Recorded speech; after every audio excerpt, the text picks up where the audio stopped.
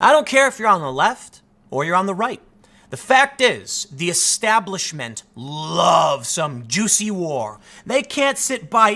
I imagine they're sitting there in their chairs with their veins popping out of their foreheads, just waiting to drop a bomb on some civilians. You know what I mean? They love it. They love the war. There's the anti-war left. There's the anti-war right. The populists tend to oppose it. But for some reason, you know what I love right now? There was a story in April. Ocasio-Cortez signs a letter with Rand Paul and Ilhan Omar praising Donald Trump for calling for the withdrawal of U.S. forces from Syria. And I'll say AOC, thank you. Thank you, Ocasio-Cortez, for coming out and saying this. But guess what?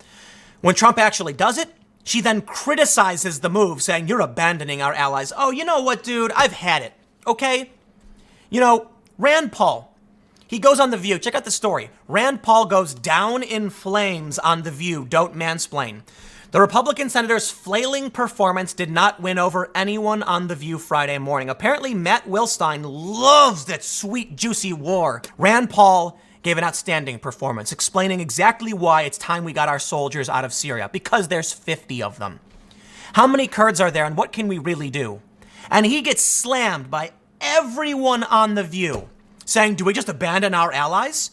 And Rand Paul correctly states, Turkey's our ally. Okay, the FSA was our ally. What do you mean? We're we're in the middle of something complicated. And it's about time. We shouldn't have been there in the first place. He's right. And then what does this guy, Matt Wilstein, write? Rand Paul goes down in flames. He didn't win over anyone. Apparently, he didn't actually watch the segment when people clapped several times for Rand Paul. And he gave a calm and measured response as to why Trump was right to get our troops out of Syria. But don't think I'm going to sit here and cut Trump any extra slack. They just announced he's putting 3,000 troops in Saudi Arabia. It may be less. Some people are saying Fox News reported 1,000. I don't care.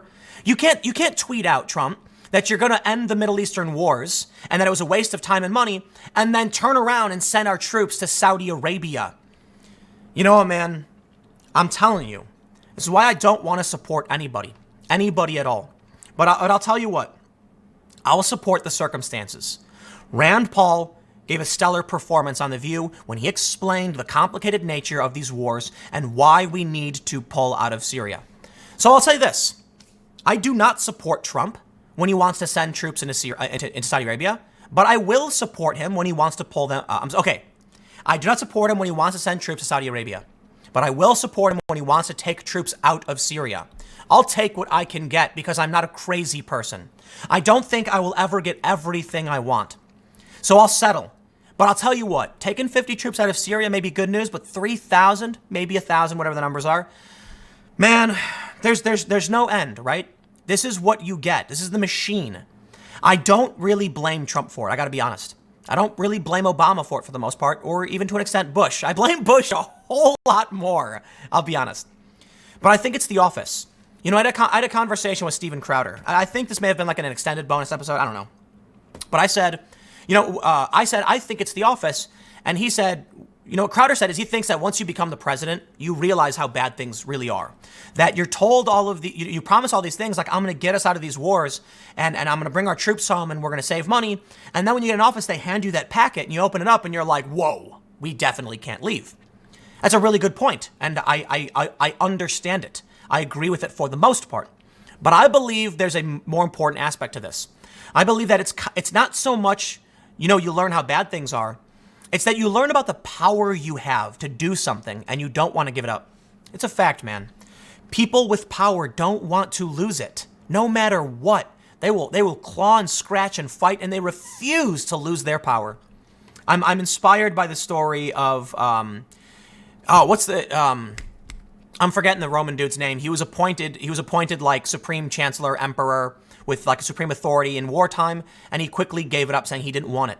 And that's inspirational, right? It's it's like the story of Gladiator, the movie Marcus Aurelius or whatever his name was, where he's like, I don't want to be king, and they're like, and that's why you should be. The people with power, no matter what that power is, don't want to give it up. So what happens is somebody comes into the office and they're handed all this information. They're like, wow, things are really bad in the world. And then the general says, but sir, you have drones. You can change this. And they accept it. And they say, you're right. I can send that drone strike and go blow up that restaurant, kill that 16-year-old American citizen. Bravo, Obama. You guys hear that Greta Thunberg didn't win the Nobel Peace Prize? Red-headed libertarian made an excellent joke. If you follow her, you should follow her on Twitter.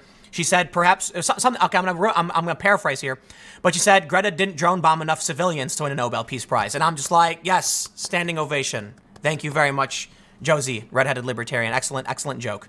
Barack Obama, what did he win the Peace Prize for? Okay, these people in office, they want war. But I'll tell you what. Let's get back to the story.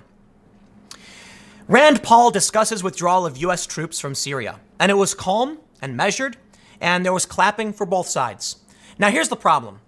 In this episode, Rand says it's not so much about abandoning our allies, but realizing we're allies with Turkey in a complicated situation. They ignore everything he says. They just ignore it. And then, I kid you not, the apparent headline is Ana Navarro yelled at him for mansplaining to her because they were asking him about his opinion on Syria. You know what, man? Why is it the establishment, neoliberal, whatever you want to call them, social justice people are pro-war? I'd like to know. Let's read a little bit. They say Meghan McCain skipped out on Rand Paul's appearance on The View Friday morning, citing personal reasons, despite accusing the GOP senator of having Kurdish blood on his hands in Syria the day before. You know what somebody said in response to Donald Trump sending troops into Saudi Arabia? I can't remember what they said. Somebody tweeted this. You get promised, some person, and then you end up electing John McCain. Like as people get into office and they're like, let's roll, and here we are with troops heading to Saudi Arabia. Man, we have been in this perpetual state of war for 2 decades, and I look at all the problems and all these arguments we have, and I'm like, dude, if you want to talk about healthcare, how much money can we reallocate from spending money overseas building infrastructure in countries we don't live in? How much of that money in those troops going to Saudi Arabia could be spent on fixing the roads in Detroit? I get it, though. Saudi Arabia pays cash money. But hey, man, maybe we should bolster our economy internally. I thought that's what Trump was all about. I thought Trump was going to bring the jobs back and get that economy flowing inside. He has. Well, what's the point of sending these troops to Saudi Arabia? How much money is it worth? The oil? I guess, man. You know what? I would rather, in my opinion, live poorly if it meant I was responsible for myself and took care of myself. And that includes my country, too. If that means, if we have the opportunity to maintain our global, oil wealth or whatever, because Saudi Arabia is going to toss us those bucks we're going to trade for oil or whatever, and that allows us to live more cheaply and more, I don't care, man. Maybe that's just me.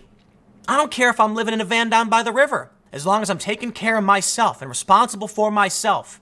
I don't care if I'm working 16-hour days down on the farm with my family, so long as I'm responsible for myself. Now, I believe in community. I get it. But I ask, why are we traveling all over the world and doing these things? Now, let's do this. I'll make a counterpoint. I understand the severity and the complexity of international conflict and war. I know that if we aren't, guess what? China would be. And this is the most challenging problem. I understand this argument, I do, and I lean away from it. If we aren't in these areas, if we aren't arranging these deals, China gains more power. And that's what's truly terrifying. To me, it seems like we're heading towards a cliff we can't stop. The United States could back away and say we're going to leave all these regions and they'll be devastated in a lot of ways. Fine, but we shouldn't have been there in the first place. I understand that. And then China swoops in, picks up the scraps, and gains more power. So what do you do? I don't know. But in the end, I lean towards, how about we just don't go and blow up civilians in foreign countries? How about we don't send our troops into harm's way? 50 soldiers in Syria. I know I was going to talk about Rand Paul. If there's anything that bothers me more than anything, it's these TV warmongers. It's these people who don't know or care about the real cost of life, the cost of our country, of our people, and those that get killed because we drop those bombs. Much respect to Rand Paul for his calm and measured defense of getting our troops out of Syria.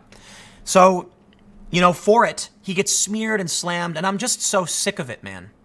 It's one of the most frustrating things that our country has been for 20 years, nearly 20 years in Afghanistan. Enough, right? Enough? But all we ever hear is the same excuse. If we leave now, what will happen to the country? I don't know. We shouldn't have been there in the first place, huh? I'll point the finger, no problem, at the people who caused the problem. I'll say, you started this, that's your fault, okay? And we're stopping it now. You don't just, I think it was Ron Paul, Rand's dad, who said, if you're prescribed the wrong medicine, you don't just keep taking it, you stop. Well, that's the true. And there may be withdrawals. And you may get sick, but you gotta stop. I'm sorry, man. I'm sorry for being frustrated in this one. I'm just like, I'm so sick of the establishment pro-war. What is wrong with these people, man? And I'll say this straight up. It is not a left-right thing on this show. Meghan McCain made these comments, right? And you can see the left and the right are both Lindsey Graham. Like, I get it, man. The Republicans have been pro-war. I'm not surprised by that. But the left was supposed to be anti-war. I learned my lesson with Barack Obama. He won the Peace Prize for what? Sending more troops to the Middle East and blowing up kids? Please, spare me. I don't trust any of it. I don't trust any of you. I think you're all liars. I'm talking about the warmongers. The warmongers who'd say, we're going to give Obama a Peace Prize, and he goes and blows up kids. I mean that literally. Abdul Rahman al-Awlaki, a 16-year-old American citizen at a civilian restaurant, blown up by a drone strike ordered by Obama. Spare me. It's all BS. Props to Rand Paul. Much respect. Everyone else, you're insane. I got one more segment coming up. I'll see you in a minute.